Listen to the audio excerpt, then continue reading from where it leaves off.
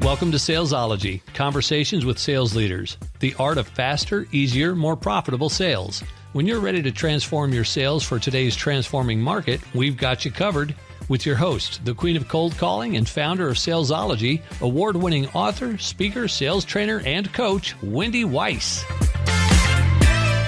Hi, welcome to Salesology, Conversations with Sales Leaders, the art of faster, easier, more profitable sales. And I'm your host, Wendy Weiss. I am the founder of Salesology and the Salesology Prospecting Method, and I'm known as the Queen of Cold Calling. Today, we have a very special guest. We have Lori Richardson.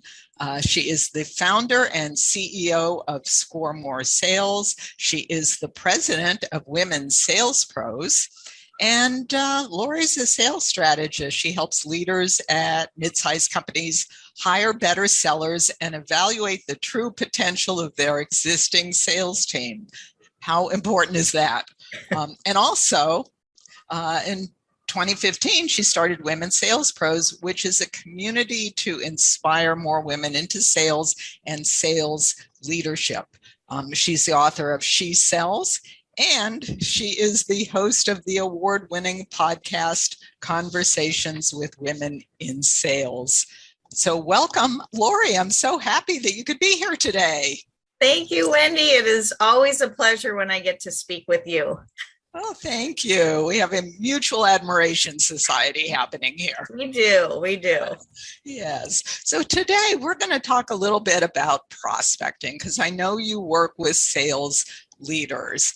And one of the things that I hear all the time, from clients is like, how do I get them to prospect? How do I get them to pick up the phone and talk to people that they don't know? How do I get them to build their pipeline? So what are you seeing? Yeah, it's interesting because, in a world where there's a contingency of people who say, don't pick up the phone, nobody ever answers it, people do answer the phone. It has changed over time. I'm sure you would agree. And you still need to know how to reach people where they're, most apt to be and where they're most able to be. And by using a multifaceted strategy, which includes calling people, you're more likely to reach your targets, to reach the people that you want to talk to. So from a leader standpoint, I think the first thing is that you need to be an inspiring leader. So it would really help if you had a background in doing this yourself, but that isn't always the case, I know. The next best thing is just to be really, inspirational, and you can't make someone do something, but you can set expectations, right? When someone's coming in to do a role, you let them know, well, this is part of what it entails. There are, 5 or 10 different things you're going to be doing. One of them is, working to reach people where they're at. Sometimes that requires phone calls. And we do that here. So that's part of what we expect you to do. If they're already there and it's people that have been, sitting around not making calls forever, I would say that's a difficult proposition. You might agree or not agree. I'm not sure. But at that point, then I'm doing more gamification. I'm going to hold going to have people block out their time, and we're going to do, call blitzes, and we're going to do other things that gets everybody going and acknowledges people for their efforts and their successes, and really talk that up. Okay. So I'm curious about this idea of inspiring, because that's very conceptual. Yeah. So how does someone, if someone that manages salespeople, yes, how did they do that? Are there some concrete things that they can do? Yeah, absolutely. You start the day every day on a high note, on a positive note. Now, in this particular time when we're recording this, there are some things going on in the economy, possible recession. People are changing jobs. It's easy for a leader to feel down sometimes, and you just can't bring that to your team. You're the buffer for your salespeople, and so you need to be upbeat and do something specific. And one idea is posting a quote, something that is more positive than negative, I think, and just not buy into the negative that the team people will bring up, like, oh, we can't reach anybody. Oh, it's summer, no one's gonna, answer the phone. It's hard to reach people. They're on vacation. They're this or that. There's so many excuses and reasons that people will come up with. And a good leader is going to say, you know what? People are on vacation all year round, and we're going to make calls and reach those people that are not on vacation. And we're going to help them with the idea of what our products and services and how it could help them, whether if they don't need it right now, we're going to help plant the seed and develop that over time. I love that this idea of being positive, because I can't tell you how many managers, leaders that I've spoken with over the years that will say to me, well, prospecting is a necessary evil. Yeah. And if that's where you start, yeah, it's just downhill from there. Yeah. You're the leader. Or the prospect is an enemy. We're at war with like, yeah, buyers are liars. Yeah. Like, okay, where do you go from there? That's right. I totally agree. And, I've come to call them supportive beliefs, because I think positivity has some baggage, as does negativity. But if I say, what's a supportive belief that could help us this week? It's Monday. What can we do this week that will support us to our goals, as opposed to being unsupportive and pushing ourselves down rather than bringing us up? We need to do it ourselves. If we don't have others to do it for us, we do it ourselves. Yeah. And so I probably should have asked you first, so I'm going out of order. But how did you get into this field, and how did you come by this philosophy of this idea that you need to be positive if you're going to lead? How did that come about? I think by nature, my father was a real optimist, and he never had a bad day. Even on his last day, I was with him that day, and every day was a gift. And I believe that as well. I've had a few close calls in my life, some brushes with some real negative things. And I feel that if I can give back, and giving back includes giving to our buyers who we can help with our solutions. If you don't feel like your solution will help a buyer, will help their company, then you're selling the wrong thing, first of all. And if you truly believe that, and you've seen that what your product or service does will help other people, then it's really upon you to reach out, make that extra call today, and try one more time, and try a different route if that wasn't successful, because you can help them.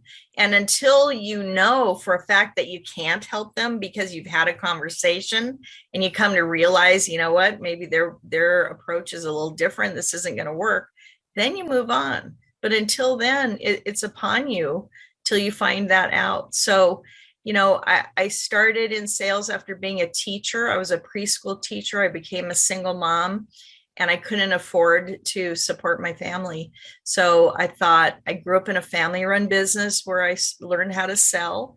And I thought maybe I can sell some technology, because technology was getting really big in the 80s when I started selling, way back when.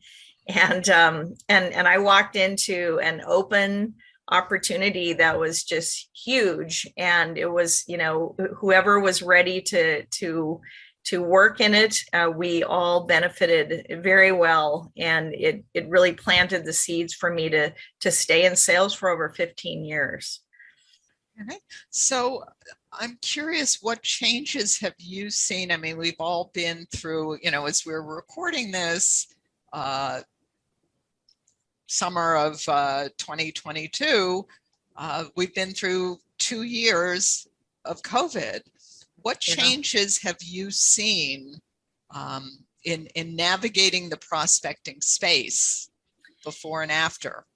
Yeah, the biggest thing, I loved the fact that COVID forced people to work remotely, and companies had to, I wasn't happy that everybody had to scramble, of course, and the tragic side of COVID was not good, but the innovative part where people really can work remotely and sell, and people had, we were able to track their progress and see that in many cases people were more productive and they didn't have an hour or two commute anymore. And that, I mean, that's just revolutionized business. So it's going to be very interesting to see how that all shakes out, with almost like a split between companies that are 100% virtual from now on to those that require people to come in a certain percentage of the time. And I'm really interested to see how that, that does affect calling, because I would definitely say I benefited from being around other people and hearing what other people were saying, and hearing how someone rebounded when somebody, hung up on them or wasn't very nice or what have you. And yet there are ways that you can be creative and do that virtually too. So I love innovation, and so I've loved seeing that part of this, over the last couple of years, and how things will change in the future. That's probably the biggest thing. But, the other thing is that people are less likely to pick up the phone than they were 5 years ago. So then you have to be, crafty, and you have to figure out, how am I going to reach them? What's the best way? And sometimes it might take the call not being the first thing that you do. Other times it is. So it just depends. Yeah, well, there's, what we teach is a series of steps, not all of which are calls. And I would imagine that you recommend the same thing. There are a myriad of ways that one can reach out to a prospect. The phone is definitely an important component of that. Yeah. But there are other tools as well. Yeah, ultimately, the phone is the quickest way to convey tone and intent and message over anything. And so if you can move your conversation from LinkedIn or email or text or whatever it is to an actual call, that's a great thing. And that you'll have more potential and more possibilities in that way. So yeah, I totally agree. Absolutely. So we're going to, I actually want to talk to you a little bit about some success stories, kind of before and after, some things you've seen with clients, leaders that became, let's say, more inspirational, and what change came about, some of the things that you're seeing that is working today to get sales teams up and running and more productive, faster, easily, and more profitably. Before we do that, however, we're going to take a pause and for a word from our sponsor, which is Salesology 3X Appointments.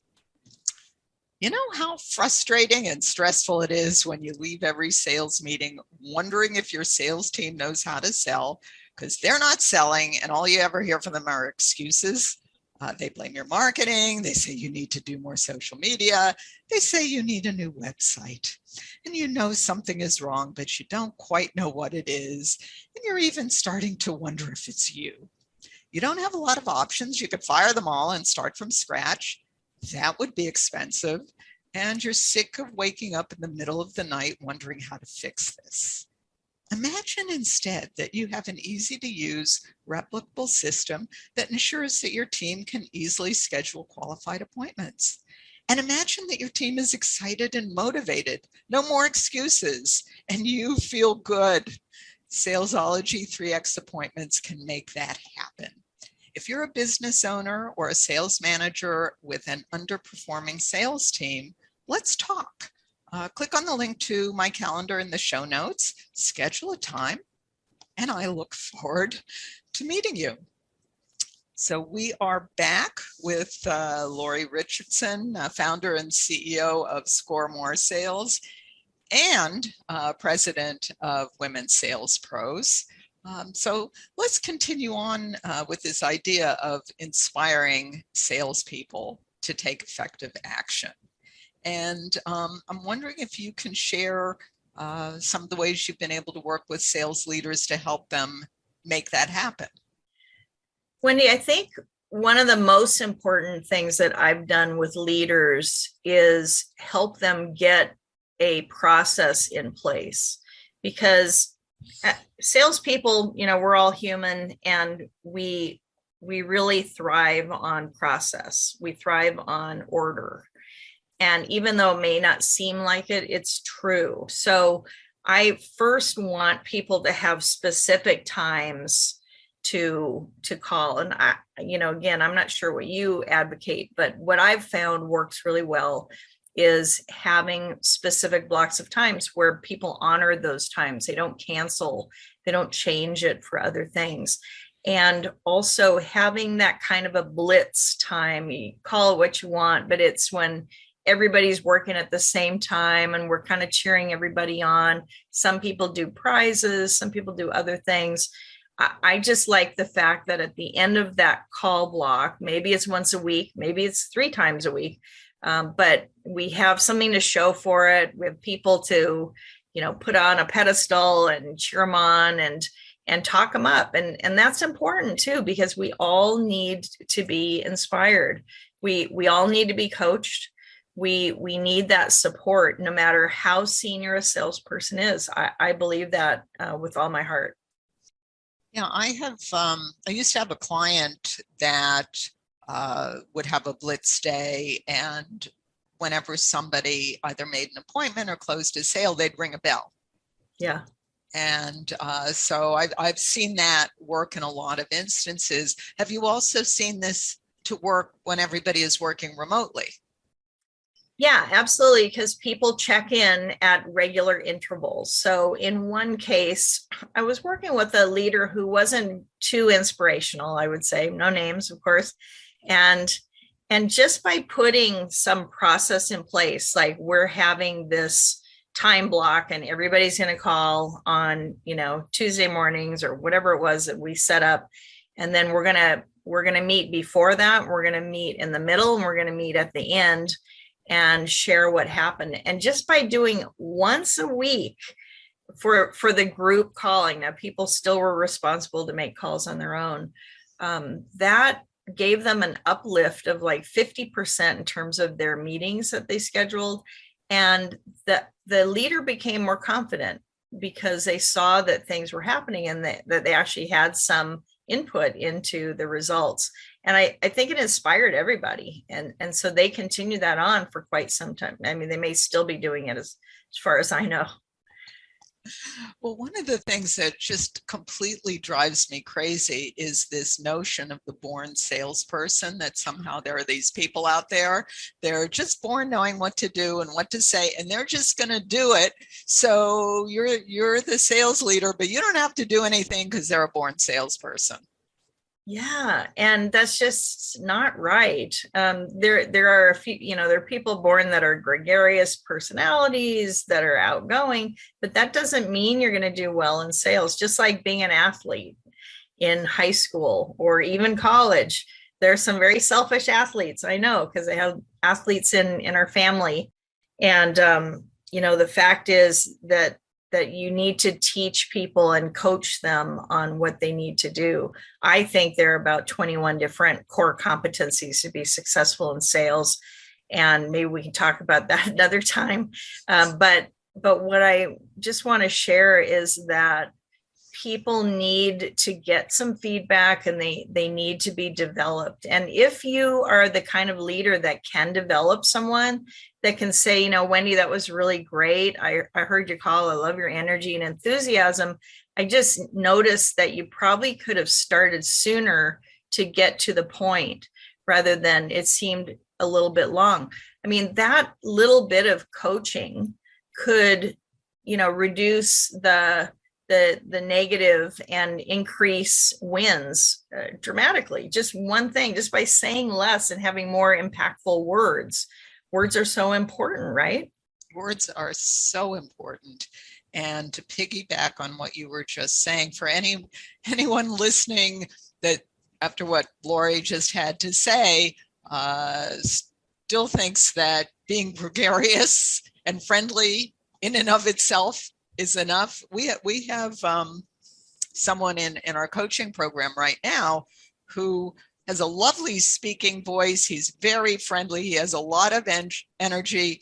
He will not shut up. And what he does time after time after time, and I'm sure you have seen this too, Lori, is he talks himself just right out of that prospect is waiting to say yes. And Raj just keeps talking and doesn't get the appointment. Yeah. Yeah. I mean, that is definitely not people still think that though, there's just so many misconceptions still about sales. That's a whole nother show as well, I think. But I truly believe that sales is an admirable profession and that it's a helping profession. And if you are good at helping people, whether you came from teaching or you worked in a service industry, there's some really great people that may not think that they would do well in sales. And I think people should give it a try. And the worst case, you're going to learn how to sell. And that's not a bad thing. No, that is a good thing. Nothing happens until somebody sells something. Nothing happens in the economy. Right. And so how do you think this concept of sales is such a negative activity? How do you think that came about? I have my thoughts, but I want to hear yours. It's from the movies. I'm convinced that it's from television and the movies. And it's just easy to put labels on things and then just push it aside because it's harder to really work something through and go, well, why is that? And kind of pull it apart. But, there aren't enough of the good movies that talk about how great someone in sales is. It's also not something you heard about in school. You heard about being a doctor or, a teacher or a number of different things. And a lot of people, I used to think that it was all negative perception, but there are people that have no perception of B2B sales. They don't know that that's even a career. And a lot of the women that I've talked to in high school and community college, for example, just didn't even know anything about it. And they didn't have someone in their family who was entrepreneurial. So it's part of it is just educating people as well. Yes. And we did not have a chance today to talk about women sales pros and the work that you're doing there. So put your hand over your heart and tell me you will come back so we can talk in more detail about women. Anytime, Wendy. It would be my pleasure. Absolutely. Yeah. But give us a teaser about women in sales and where people can find you and learn more about you, about Score More Sales, and also about women in sales. Yeah. So my main, for many years, I've been listed as Score More Sales on LinkedIn. So you can definitely find me there. We have a website, scoremoresales.com, womensalespros.com, shesellssummit.com. And our goal now with women in sales as a teaser is just to help champion all the women in sales groups and communities so that we can stop being underrepresented at every level in selling and sales leadership. So, but Score More Sales, we help companies every day and would love to talk with people through Twitter, or LinkedIn, Facebook, or Instagram. All right, well, we will list all of those sites in the show notes. And tell us a little bit about your podcast. Yeah, so the podcast is called Conversations with Women in Sales. I didn't plan to launch one, but one of our friends, Barbara Giamanco, had started one and she had done 60 episodes and suddenly in her sleep, she passed away. And I didn't want it to just go by the wayside, as many things that women have created in business that often happens. So I asked her family about carrying it on, got their support, and we've been doing it ever since. So we have about 3 new episodes a month, and love to have you on there, Wendy. Whenever, anytime, Great. whenever you're ready. All right. And so we will also post the link for that podcast with the Great. show notes. Yeah. And, yeah. So I want to thank you for being here, Lori. This has been a great conversation, and I'm really excited that you're coming back, and I'm going to hold you to that. And so everyone, please check out the show notes for all of the links so that you can reach Lori, so that you can reach Score More Sales, you can reach Women Sales Pros. Make sure to listen to her podcasts. And also, thank you for listening to Salesology Conversations with Sales Leaders. Please do share us on social media, tell your friends, give us good reviews, and till we meet again, visualize yourself surrounded by cash, really large bills. You've been listening to Salesology, Conversations with Sales Leaders, the art of faster, easier, more profitable sales. Be sure to follow so that you don't miss a single episode. And while you're at it, please leave a rating and review, and be sure to share it with your friends. Tune in every week for more exciting insights and wisdom on transforming sales. And until next time, visualize yourself surrounded by cash, very large bills.